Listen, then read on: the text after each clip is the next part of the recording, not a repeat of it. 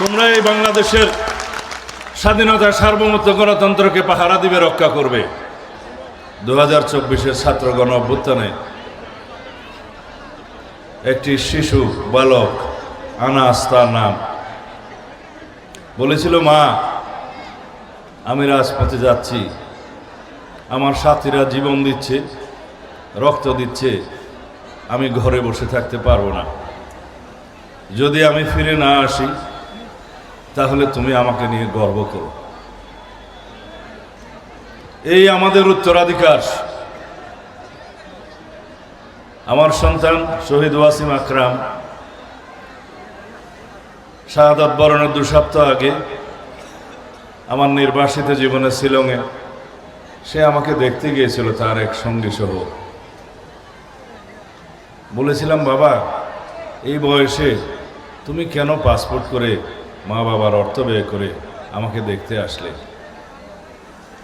বললো, আপনাকে দেখার খুব ইচ্ছা ছিল,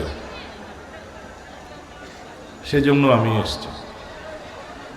আমার সাথে ছবি তুলল, ফেসবুক প্রোফাইলে সে দিয়ে দিল। যেদিন তার শাহাদত হলো, শাহাদত বরণ করলো, গুলিবিদ্ধ হলো রাজপথে, তার সেই ফেসবুক প্রোফাইলটি ভাইরাল হয়ে গেল। আমি চোখের পানি ধরে রাখতে পারিনি।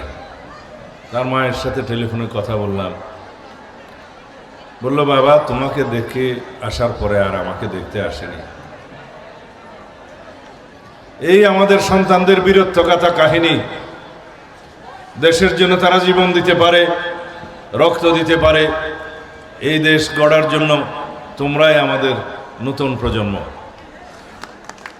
আমাদের স্লোগান সবার আগে বাংলাদেশ। এই আমাদের নেতা, এই আমাদের দেশনেত্রী বেগম খালেদা জিয়া, তাদের হাত ধরে বাংলাদেশের জাতীয় পতাকা আজকে আমাদের নেতা জনাব তারেক রহমানের হাতে। সেই পতাকা আজকে আমি তোমাদের হাতে তুলে দিয়ে গেলাম। তোমরা এই বাংলাদেশের স্বাধীনতা, সার্বভৌমত্ব, গণতন্ত্রকে পাহারা দিবে, রক্ষা করবে।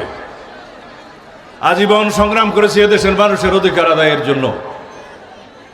আমার বাল্য জীবন থেকে আমি এখানকার যারা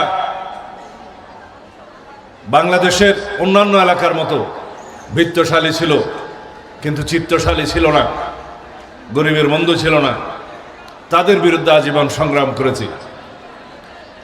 করতে করতে আমার সংগ্রামী জীবনের শেষ প্রান্তে দেশের জন্য, গণতন্ত্রের জন্য আন্দোলন করতে করতে, সংগ্রাম করতে করতে ফ্যাসিবাদ বিরোধী আন্দোলনের এক পর্যায়ে আমি গুম হয়ে গেলাম। আমাকে গুম করা হলো হত্যা করার উদ্দেশ্যে। তোমরা এদেশের মানুষ, আমার মা বোনেরা সবাই রব্বুল আলামিনের দরবারে মোনাজাত করেছিলে। রব্বুল আলামিন মোনাজাত কবুল করেছেন, আমি জীবিত আছি।